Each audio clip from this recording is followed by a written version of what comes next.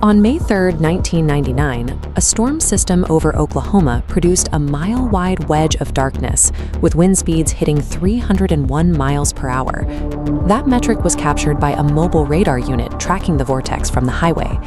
To this day, it remains the highest wind speed ever recorded on Earth. This churning mass of debris and wind tracked a direct path into the densely populated residential neighborhoods of Moore, Oklahoma. The 1999 storm was the start of a brutal 15-year gauntlet that would repeatedly test the absolute limits of human survival in a single American city. Moore has been battling the atmosphere since its inception. On April 25, 1893, a monster tornado leveled the town when it was just a few weeks old. Observers at the time noted, the very first thing that happened to the town after its founding was its destruction. The city sits in a geographical trap. Moist, heavy air flows north from the Gulf and crashes into scorching winds blowing east from the desert. This collision creates a zone of critical instability over central Oklahoma, spawning massive supercells that drop right onto Moore. Decades of quiet in the mid-20th century provided an illusion of safety, yet human settlement here stubbornly persists inside one of the world's most volatile atmospheric battlegrounds. The illusion of safety shattered on that May evening in 1999. The F5 winds were so intense that meteorologists realized standard broadcasts wouldn't be enough, prompting them to issue the first live tornado emergency in television history. The shredding winds stripped the asphalt off the roads. Where tightly packed residential communities once stood, the storm left only bare earth and concrete foundations. In the chaos, dozens of stranded drivers abandoned their vehicles and scrambled under highway bridges seeking shelter. The narrow structure of the overpasses aggressively funneled the moving air, creating a severe wind tunnel effect that pulled people out and turned the bridges into death traps. The 1999 disaster destroyed 1,800 homes and took 36 lives. The community learned a harsh lesson. Improvising shelter in a 300-mile-per-hour storm is fatal. Surviving here requires radical adaptation. 4 years later, on Mother's Day 2003, the sky turned green again.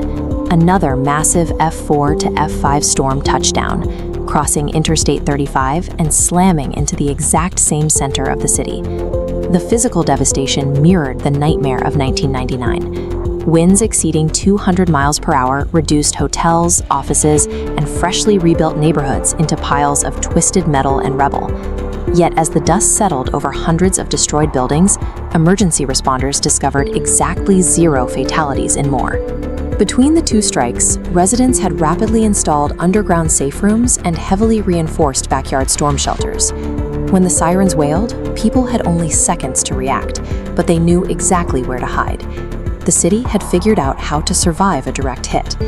Individual residential adaptation had successfully beaten the storm at home, but the cycle repeated 10 years later.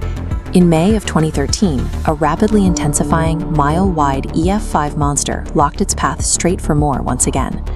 The residential neighborhoods were largely prepared. However, a catastrophic vulnerability was exposed when the vortex dealt a direct hit to Plaza Towers Elementary School. The building did not have a reinforced storm shelter. 75 students and teachers huddled in the hallways following standard safety drills, but the unreinforced brick walls simply disintegrated under the immense wind pressure. 7 children lost their lives in the rubble.